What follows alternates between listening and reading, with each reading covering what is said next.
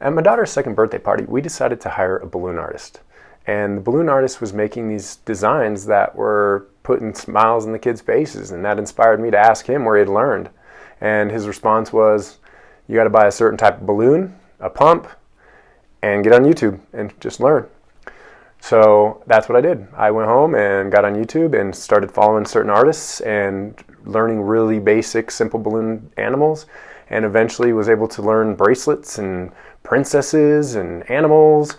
And these simple designs became a little bit more complex when I started learning weaving, and that's where I learned my first flower vase. And from there I was absolutely hooked on the challenges and just the ideas that I could potentially make out of balloons. And I'll never forget, it was on a Father's Day that my wife got me a balloon apron, and that inspired me to start promoting myself for birthday parties. And at each birthday party I was learning new designs and new different themes, and I would always bring birthday cakes for all the birthday kids, and it was a really fun time to kind of learn, but I was still not content. So I decided to ask for challenges. So one day after working out with one of my buddies, I decided to make him. He's a big Spartan racer, and had another friend asked me to make an avalanche player. Was challenged to make a DeLorean, and then I saw a princess online, and I decided I wanted to try to make that princess.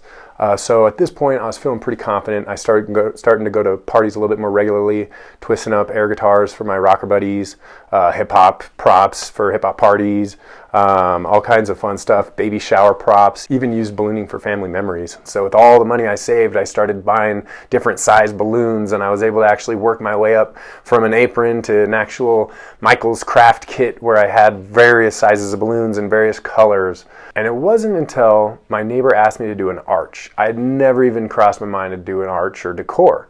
And so I was like, sure, I'll take the challenge. And I ended up rigging up this frame using coat hangers, and it was absolutely a mess. But it did inspire me too to say, hey, you know what, maybe I should try to go into decor. And so I started studying decor, and I started studying how to frame things out, and I started making basic arches.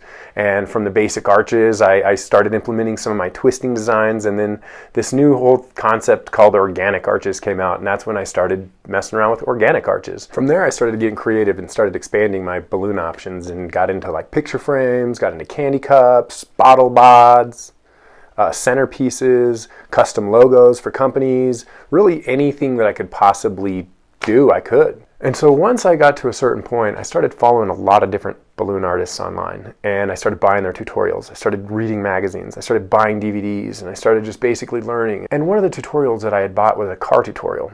And the first car I made was this blue car right here with the kids. And then I decided to try to up the scale a little bit. Boom, look at that truck. Yeah, grill, everything, detailed, very, very detailed. And so that's when I was just like, wow, this is really getting cool, and I'm really starting to feel like I'm getting more into this element, building more life-size stuff. But it wasn't until that first client that called and said, hey, can you make a 35-foot octopus? I was like, yeah, I can definitely make you a 35-foot octopus. What colors would you like? I ended up making him a little version of the lower leg, and talked about the scale of how big it would be and how much time I would need. And anyhow, it was an awesome challenge, and it was, more importantly, the looks on everyone's faces when they walked into that venue and they saw that octopus, and they were just like, oh my gosh. And that's what I like live for. And I've had those moments. I want to continue to make those moments, but it's one thing doing a birthday party, it's another thing building something magnificent, and that is kind of the direction that I want to go. With balloons, there are no limits to imagination. Whether you're walking with Alice through the Wonderland, or you're swimming with Ariel under the sea, or even traveling to the North Pole with Mr. Claus. Mile High Balloons is a local company that is dedicated to bring smiles to you and your guests, but most of all is to be part of a celebration that lasts a lifetime.